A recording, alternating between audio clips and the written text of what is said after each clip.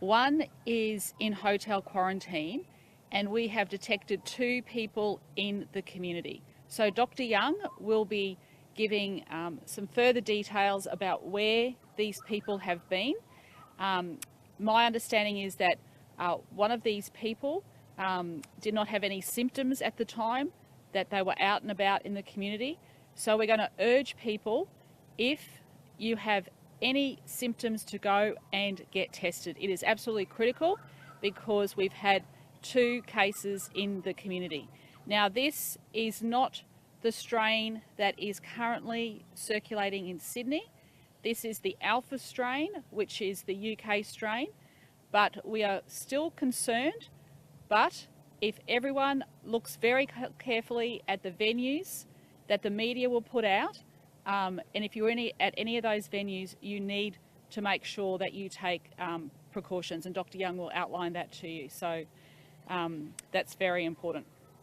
So we now have 40 active cases. We've had 7,301 tests in the past 24 hours, and there are over 10,000 vaccines as well that were administered yesterday as well, which is fantastic news. So we're up over that 500,000 vaccines. And once again, let's urge people out there, if you are eligible to get your vaccine, please go and get your vaccine. It is absolutely critical. We're seeing what's happening in New South Wales.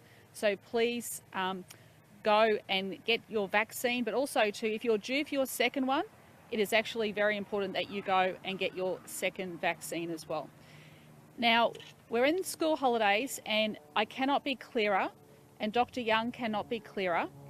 We are urging Queenslanders, do not go to New South Wales. If you are holidaying at the moment in New South Wales, you should reconsider that and think about returning home. What is happening in New South Wales is very, very concerning.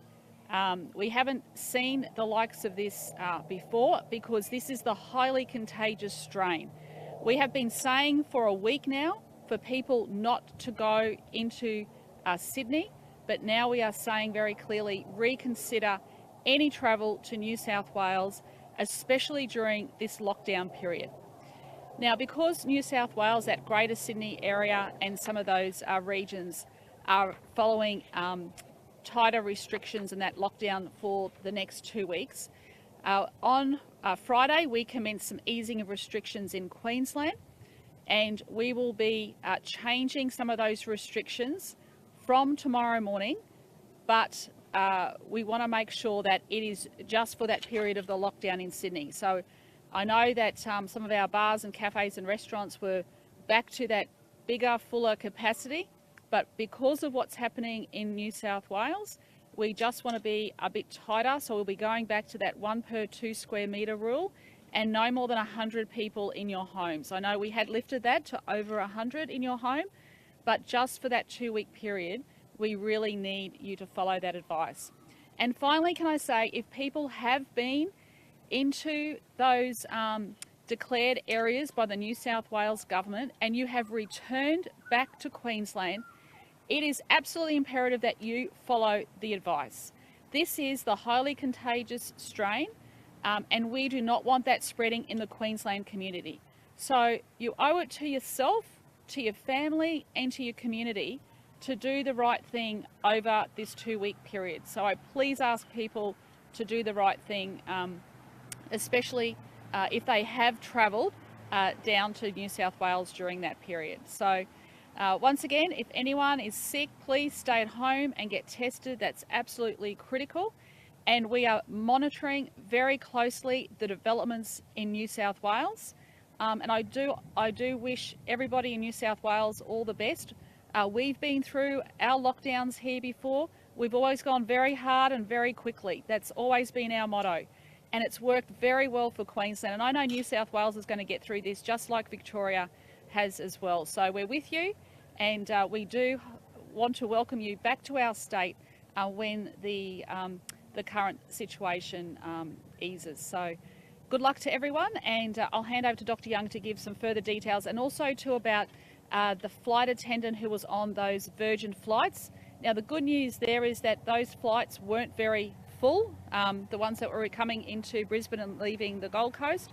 So I'll hand over to Dr. Young to go through those details, but please everyone, listen to what Dr. Young has to say about those venue sites of where the two people have been found to have a positive COVID case test. Thanks, Dr. Young. So 3 new cases in Queensland overnight, 2 of them detected in people who were out and about in the community. They weren't in quarantine. And the 3rd one detected in an overseas traveller from overseas in hotel quarantine. So I'm not concerned about that one. Now, the other 2 cases we're still investigating. One of them is a DFO worker and was at work on that Saturday, the 19th of June, but we do not believe they contracted it while at work there. We know that they're known to friends of some of the people who attended that Portuguese restaurant. So we're just working that through. So we suspect that's where the linkage has happened. They themselves did not attend that function at that restaurant. So we're just working through what's happened there. So we suspect it will be the Alpha variant, the UK variant, but we'll need to get genome sequencing back to confirm that. So we believe, although they've had no symptoms at all, so they came forward and got tested because they'd been at the DFO, so I'm very grateful to them for doing that, and so we've got this result. They've not had any symptoms, so we are going to deem them as infectious in the community from the 20th of June. And they've been to a lot of sites throughout the community, which we'll put up on our website, several gyms, several shopping centres, etc. So that's really important. If everyone, once we've got that information up on the website, could you please go and check whether you've been at any of those sites? We'll of course be contact tracing. Then their partner, who lives in the same household, has tested positive. Now, they did develop symptoms on the 23rd, so we're deeming them infectious going back to the 21st. They've also been to a lot of venues, a lot of different sites, and they work in the Sunshine Coast.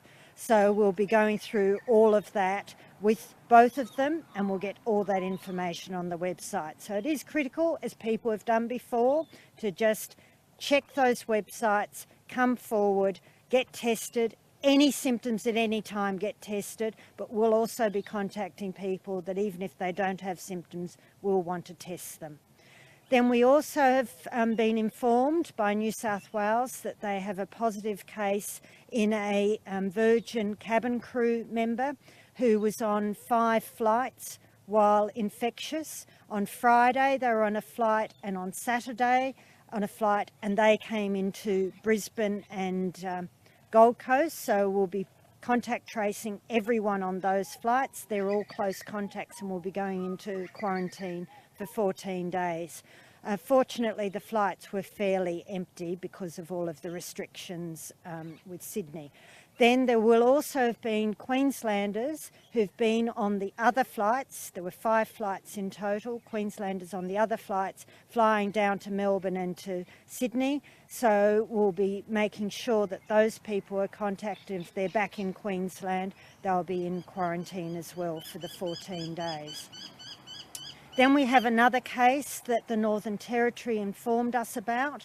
So this is a fly-in, fly-out worker who works in the mines, one of the mines around 350 kilometres or so from Alice Springs, and he flew in from Victoria into Brisbane, stayed 9 hours overnight, then flew on to the Northern Territory. And he was on that floor 5 of the Novotel hotel at the Brisbane airport that we had that other transmission event. So because he'd been on that floor, he was asked to get tested, which he did, and that came back positive. So I've asked, and it's happening as we speak, that every single person on that floor 5 of that hotel has now been moved to different floors. So we did extend quarantine for people who were still on that floor, and we went and contact traced everyone who'd left that floor for an extended period. I don't think this was the same transmission event that caused the other infection there. I think it was a different one on that floor, but we went very widely in our contact tracing for people who'd been on that floor. Now, anyone who works in that mine, there are about 700 or so people, I'm told, by the Northern Territory that have been made close contacts. If any of those people are in Queensland, we're currently contacting them. We've already got hold of several and testing them, and they've gone into quarantine. So there is a lot happening here, but the straightforward message is, please, if you are sick, it is absolutely critical that you immediately come forward, get tested and isolate till you get a negative result for COVID. That is just critical. Now, we know that people can spread this when they don't have symptoms, and that's our job then to contact trace and find those people. So if you've been to certain venues, we ask you to get tested, even if you haven't had any symptoms. Then the second absolutely essential thing I ask every single Queenslander, when you become eligible for the vaccine, please immediately go online to book it at one of our clinics if it's Pfizer, or go to your GP or to one of the pharmacies or one of the Commonwealth vaccine clinics and get vaccinated. So anyone who is 60 years of age or over should go and get the AstraZeneca from their GP or from a Commonwealth vaccine clinic, or a pharmacy if there's one of those in your area. The pharmacies are only in the remote part of the state. They're not throughout the state yet at this stage. That is critical. And then you must get the second dose. And your second dose needs to be the same as the first dose, Pfizer or AstraZeneca, to get the full protection. The good thing that New South Wales is seeing, and their Chief Health Officer shared with me, is that there has been virtually 100% transmission of the Delta variant in households. If people live in a household of a confirmed case, they have been getting infected unless they're vaccinated. And the same with that party that we've all been talking about for several days now, where there are around 30 to 40 people attended a 30th birthday party. Everyone's got infected unless they were vaccinated. So vaccine is what we all need to do. That's critical. Thank you. Oh, a few other things. So as of 10 a.m. today, so Queensland has put in place as orders that to follow the New South Wales direction for stay at home. So anyone in Queensland today, as of 10 a.m. this morning, can only leave for the 4 reasons if they were in any of those 35 LGAs in metropolitan Sydney, in Central Coast, Blue Mountains, Wollongong or Shell Harbour. If they were in any of those, they need to stay at home unless they need to buy any essential goods, food, etc. Of course, they can leave for that, but they must wear a mask unless they need healthcare or they're booked to have a vaccination, but they must wear a mask. And of course, if they're sick, stay home. Don't leave, as occurs for everyone. Then they can leave for essential work if that work can't be done by someone else. So otherwise, they should be staying home.